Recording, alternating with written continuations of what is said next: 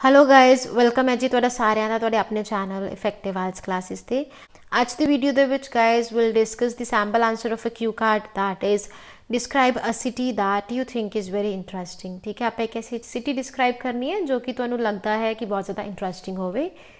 ਇਸ ਦੇ ਵਿੱਚ ਕੁਐਸਚਨਸ ਜਿਹੜੇ ਆਪਾਂ ਕਵਰ ਕਰਨੇ ਆ ਉਹ ਕਿਹੜੇ-ਕਿਹੜੇ ਹੈ, ਵੇਅਰ ਇਟ ਇਜ਼, ਕਿੱਥੇ ਹੈ ਉਹ city, what it is famous for, ਕਿਸ ਚੀਜ਼ ਲਈ ਫੇਮਸ ਹੈ ਉਹ, how you knew this city, ਤੁਸੀਂ ਉਸ ਸਿਟੀ ਨੂੰ ਕਿਸ ਤਰ੍ਹਾਂ ਜਾਣਦੇ ਹੋ, and explain why you think it is very interesting, and ਤੁਸੀਂ ਇਹ ਵੀ explain ਕਰਨਾ ਹੈ ਕਿ ਤੁਹਾਨੂੰ ਕਿਉਂ ਲੱਗਦੀ ਹੈ ਉਹ ਇੱਕ interesting city। ठीक है, सैम्पल आंसर देख लेने हैं guys। Well, every city has its own charm and beauty. However, here I'd like to talk about a city that I believe is very fascinating. Well, हर एक सिटी ਦੀ ਕੀ ਹੈ ਇੱਕ ਆਪਣੀ charm, ਆਪਣੀ ਇੱਕ ਚਮਕ ਤੇ ਖੂਬਸੂਰਤੀ ਹੁੰਦੀ ਹੈ। ਹਾਊਐਵਰ ਹਾਲਾਂਕਿ here I'd like to talk about a city, ਮੈਂ ਉੱਥੇ ਕਿਸ ਦੀ ਗੱਲ ਕਰੂੰਗੀ, ਇੱਕ ਸਿਟੀ ਦੀ ਗੱਲ ਕਰੂੰਗੀ that I believe is very fascinating, ਜਿਹੜੀ ਕਿ ਮੈਨੂੰ ਕਿਆ ਲੱਗਦੀ ਹੈ, ਬਹੁਤ ਜ਼ਿਆਦਾ ਫੈਸੀਨੇਟਿੰਗ ਲੱਗਦੀ ਹੈ। ਇਹ ਗਾइज मैंने इंटरेस्टिंग ਦਾ ਕੀ ਹੈ सिनोनिम यूज़ ਕੀਤਾ है। It is none other than Ladakh, ਇਹ ਹੋਰ ਕੋਈ ਨਹੀਂ ਹੈ ਲੇਕਿਨ ਕਿਹੜੀ ਹੈ, Ladakh. It is situated in the northern region of India, ਇਹ ਕਿੱਥੇ ਸਥਿਤ ਹੈ, ਨੌਰਦਰਨ ਰੀਜਨ ਦੇ ਵਿੱਚ, ਕਿਹਦੇ, ਇੰਡੀਆ ਦੇ। I have never been there, मैं कभी भी ਉੱਥੇ नहीं गई, but I heard a lot about it, मैं बहुत ज़्यादा सुने उस जगह बारे। ठीक है, it is very alluring area with breathtaking landscapes, crystal clear skies, high mountain passes and many more। एक बहुत ही सोना एरिया है। ठीक है, कि उत्थे breathtaking landscapes ने, मतलब बहुत अच्छे अच्छे व्यूज़ ने, crystal clear skies ने, highest mountain passes है and many more थे, और बहुत ज़्यादा कुछ। Walking down my memory lane, I can vividly recall the day when I came to know about this city। अगर मैं याद करा तो मैं बहुत अच्छी तरह विविडली की कर सकती रिकॉल कर सकती हाँ ਉਹ दिन when I came to know about this city, ਜਦੋਂ ਮੈਨੂੰ ਇਸ ਸਿਟੀ ਬਾਰੇ ਪਤਾ ਚੱਲਿਆ ਸੀ। Actually one of my cousins went there with his friends about 7 years ago। ਅਸਲ ਦੇ ਵਿੱਚ ਕੀ ਹੋਇਆ ਸੀ, ਮੇਰਾ ਇੱਕ ਕਜ਼ਨ ਆਪਣੇ ਫਰੈਂਡਸ ਦੇ ਨਾਲ ਗਿਆ ਸੀ ਅੱਜ ਤੋਂ ਕੁਝ 7 ਸਾਲ ਪਹਿਲੇ। he posted so many mesmerizing pictures on his Facebook account। ਉਸਨੇ ਕਿਆ ਕੀਤਾ ਸੀ, ਬਹੁਤ ਸਾਰੀ ਸੋਹਣੀਆਂ ਸੋਹਣੀਆਂ mesmerizing pictures post ਕੀਤੀਆਂ ਸੀਗੀਆਂ। ਠੀਕ ਹੈ, ਕਿੱਥੇ, ਆਪਣੇ ਫੇਸਬੁੱਕ ਅਕਾਊਂਟ 'ਤੇ। honestly speaking, ਸੱਚ ਦੱਸਾਂ ਤਾਂ I had no idea about this place there too after। ਮੈਨੂੰ ਇਸ ਪਲੇਸ ਦਾ किसी तरह का कोई आइडिया नहीं सी। देयर टू आफ्टर का मतलब होंगे है गाइज बिफोर, मतलब इस तो पहले। Then I researched about that place and it became my dream place to go. Then मैं उस प्लेस बारे क्या की, रिसर्च की एंड ये मेरी क्या है, ड्रीम प्लेस बन गई। ठीक है, जान ली। Ladakh is all about mountains, enchanting views and serene lakes. Ladakh दे विच जो मेन चीज़ां क्या ने, माउंटेन्स, व्यूज़ तो की है सैरन लेक्स। सैरन का मतलब होंगे शांत, मतलब लेक्स ने जोड़े कि बहुत ज़्यादा शांति वाले ने। The reason I find it as an interesting place is that I am an adventurous person and this place is full of adventures. जोड़ा मेन रीज़न है कि मैनू ये प्लेस इंटरेस्टिंग लगती है वो क्या है, is that I am an adventurous person, कि मैं क्या हाँ एक एडवेंचरस पर्सन हाँ, and this place is full of adventures. तो जी आ प्लेस है कि एडवेंचर्स नाल भरपूर है, मतलब आप बहुत सारे एडवेंचर्स उत्थे कर सकते हैं। One can do paragliding, trekking, skiing, camping. कोई क्या कर सकता है, पैराग्लाइडिंग कर सकता है, ट्रैकिंग कर सकता है, स्कीइंग कर सकता है, कैंपिंग कर सकता है एंड वट नॉट। तो होर क्या कुछ नहीं। The city is also known as Little Tibet due to the strong influence of Buddhist culture and monasteries।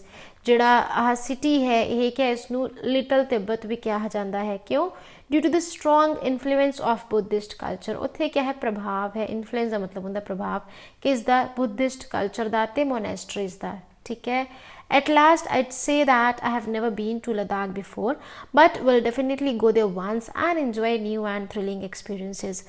आखिर दे विच मैं क्या कहूँगी कि मैं लद्दाख तक कभी नहीं गई पहले, लेकिन but will definitely go there, but मैं उत्थे पक्का जाऊँगी देयर वंस। ठीक है, एक बारी, and enjoy new and thrilling experiences. तो क्या इंजॉय करूँगी, नवे ते जोड़े थ्रिलिंग एक्सपीरियंसिस ने हो। ठीक है, इसी गाइज अपना सैंपल आंसर हूँ आप इसे फॉलोअप क्वेश्चंस डिस्कस कर लेने। Why do some people like to visit historical places, कुछ लोगों को हिस्टोरिकल प्लेसिस ते जाना क्यों अच्छा लगता है। There are various reasons behind this, इसके पीछे के बहुत सारे रीजनस हैं। The primary reason is that one can read history in books but being on the spot helps to understand the past properly. ठीक है। ਜਿਹੜਾ ਮੇਨ ਰੀਜ਼ਨ ਹੈ, ਜਿਹੜਾ ਪ੍ਰਾਇਮਰੀ ਰੀਜ਼ਨ ਉਹ ਕਿਆ ਹੈ ਕਿ ਕੋਈ ਜਣਾ ਹਿਸਟਰੀ ਕਿਤਾਬਾਂ ਦੇ ਵਿੱਚ ਰੀਡ ਕਰ ਸਕਦਾ ਹੈ, ਲੇਕਿਨ ਉੱਥੇ ਹੋਣ ਨਾਲ ਕਿਆ ਹੁੰਦਾ ਹੈ, ਉਸ ਨੂੰ ਪਾਸਟ ਦੀ ਜਿਹੜੀ ਅੰਡਰਸਟੈਂਡਿੰਗ ਹੈ ਬਹੁਤ ਅੱਛੀ ਤਰ੍ਹਾਂ ਹੋ ਜਾਂਦੀ ਹੈ। ਦ ਅਦਰ ਰੀਜ਼ਨ ਇਜ਼ ਦੈਟ, ਜਿਹੜਾ ਨੈਕਸਟ ਰੀਜ਼ਨ ਹੈ, ਜਿਹੜਾ ਅਦਰ ਰੀਜ਼ਨ ਹੈ ਜਾਂ ਹੋਰ ਰੀਜ਼ਨ ਹੈ ਉਹ ਕਿਆ ਹੈ, that it helps to gain knowledge. ਇਹ ਕਿਆ ਕਰਦਾ ਹੈ, ਨੌਲੇਜ ਨੂੰ ਗੇਨ ਕਰਨ ਦੇ ਵਿੱਚ ਹੈਲਪ ਕਰਦਾ ਹੈ ਅਬਾਊਟ ਕਲਚਰ। ਕਲਚਰ ਦੇ ਲਈ ਆਰਕੀਟੈਕਚਰ ਉਸ ਟਾਈਮ ਕਿਸ ਤਰ੍ਹਾਂ ਦੀ ਮਤਲਬ ਬਿਲਡਿੰਗ ਸੀਗੀਆਂ, ਉਹ ਕਿਸ ਤਰ੍ਹਾਂ ਦੇ ਆਰਕੀਟੈਕਚਰ ਹੁੰਦੇ ਸੀਗੇ, ਠੀਕ ਹੈ, ਉਹ ਚੀਜ਼ਾਂ and the way people used to live in the past. ਅਤੇ ਉਹ ਤਰੀਕਾ ਵੀ ਦੱਸਦਾ ਕਿ ਪੀਪਲ ਪਾਸਟ ਦੇ ਵਿੱਚ ਕਿਸ ਤਰ੍ਹਾਂ ਰਹਿੰਦੇ ਸੀਗੇ। ਕਰੈਕਟ। ਨੈਕਸਟ ਕੁਐਸਚਨ ਆਪਣੇ ਪਾਸ, why do people go to modern city? ਜਿਹੜੇ ਲੋਕ ਨੇ ਉਹ ਮਾਡਰਨ ਸਿਟੀਜ਼ ਦੇ ਵਿੱਚ ਕਿਉਂ ਜਾਂਦੇ ਨੇ? Individuals go to contemporary cities for various ਪਰਪਸਿਸ।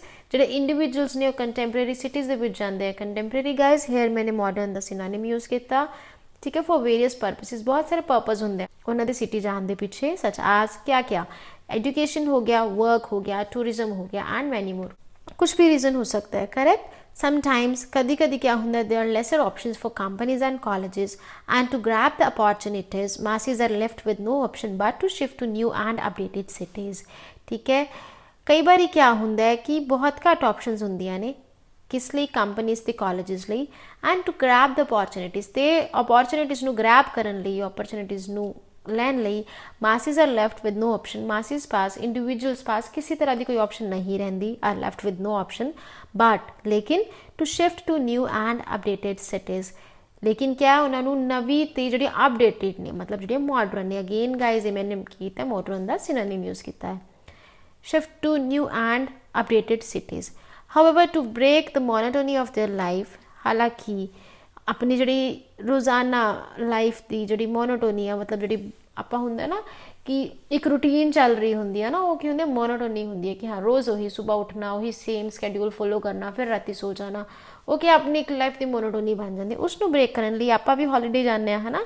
They prefer to travel to other cities for tourism. वो की करते हैं, प्रैफर करते हैं होर सिटीज़ में जाना है टूरिज्म लिए। करेक्ट। नेक्स्ट वन है guys, what are the problems caused by maintaining historical places? Problems क्या क्या होंदियां ने जी हिस्टोरिकल प्लेसिस हैं उन्होंने क्या मेनटेन करके? I guess the main problem is the funding. मैनू क्या लगता है जी मेन प्रॉब्लम है वो क्या है, फंडिंग दी है। Since they are built a long ago, as नहीं गाइज इतने ओ आएगा, a long ago, a large amount of money is required in their regular maintenance। ठीक है, क्योंकि ये बहुत टाइम, बहुत लंबे टाइम पहले बने होंगे हैं, तो बहुत सारा large amount of money is required, बहुत सारा पैसा चाहिए होंगे। ठीक है, इन द रेगुलर मेनटेनेंस, उन्होंने जी रूटीन की मेनटेनेंस है उस लिए। ठीक है, मोर ओवर होर they need special care and attention. उन्होंने क्या है, स्पैशल केयर तो अटेंशन भी चाहिए होंगी है। Even there are some places, even कई प्लेसिस ऐसिया भी ने वेयर जिथे management has to limit the number of visitors. Management को क्या करना पैंदा है, जो नंबर ऑफ विजिटर्स हैं उन्होंने की है लिमिट लगानी पैंदी है। ठीक है। नेक्स्ट वन है, do you think having too many tourists is a positive thing for tourist attractions? क्या तुहानू लगता है कि किसी टूरिस्ट अट्रैक्शन पे अगर बहुत सारे टूरिस्ट्स हैं तो एक अच्छी चीज़ है, is a positive thing? No, I don't think so. नहीं, मैनू नहीं लगता। The more the tourists will be, जिन्ने ज़्यादा टूरिस्ट्स होंगे, the more the tourist will be, the more will be the pollution and traffic congestion in the cities and areas surrounded by popular tourist spots। क्या कह रहे हैं कि जिन्ने ज़्यादा टूरिस्ट्स होंगे उन्ना ज़्यादा क्या होएगा, पॉल्यूशन होएगा तो ट्रैफिक भी होएगा इन द सिटीज़ दे विच ते वो वाले एरियाज़ दे विच जिथे कि पॉपुलर टूरिस्ट स्पॉट्स होंदे हैं। हाउएवर, हालांकि I believe that there should be a limit on the number of tourists that could visit such places. मैनू क्या लगता है, मैं क्या बिलीव करती हाँ कि एक लिमिट होनी चाहिए है, there should be a limit on the number of tourists. ठीक है, कि किन्ने जो टूरिस्ट हैं वो वाले प्लेसिस नू विजिट कर सकते हैं। नेक्स्ट क्वेश्चन है अपने पास, what can we do to stop visitors from damaging tourist places? आप क्या कर सकते हैं विजिटर्स नू स्टॉप करने लिए जो जगह ने, सो दैट उत्थे किसी तरह का डैमेज ना करन? It can be done in two ways. ये दो तरीके नाल करया जा सकता है। ठीक है, firstly one who found damaging such properties in any way should bear the penalty of high fines. अगर कोई फड़िया जाता है, ठीक है, वो वाली प्रॉपर्टीज़ ਨੂੰ डैमेज करदिया होया किसी भी तरीके नाल, in any way, ये नहीं आएगा गाइज इत्थे, in any way should bear, उन्होंने क्या करना पड़ेगा, पेनल्टी पे करनी पड़ेगी हाई फाइनस दी। Moreover, इस तो इलावा installing security cameras and employing security personnel can also help in decreasing property damage। ठीक है, ਜਿਹੜੇ सिक्योरिटी कैमराज ने अगर आप वो इंस्टॉल करते हैं एंड ਜਿਹੜੇ सिक्योरिटी पर्सनल मतलब जिवें सिक्योरिटी गार्ड वगैरह हो गया, ਜਿਹੜੇ सिक्योरिटी पर्सन होंगे हैं, ठीक है, अगर आप उन्होंने इंप्लॉय करते हैं, ये चीज़ भी क्या है हेल्प कर सकती है कि उत्थे किसी तरह का मतलब प्रॉपर्टी डैमेज ना हो या फिर घटाने दे विच हेल्प कर सकती है। Correct guys, so this was a video, I hope तुहानूं अच्छी लगी होएगी। मिलते हैं नैक्सट वीडियो दे विच, टिल दैन टेक केयर, सी या, बाय बाय।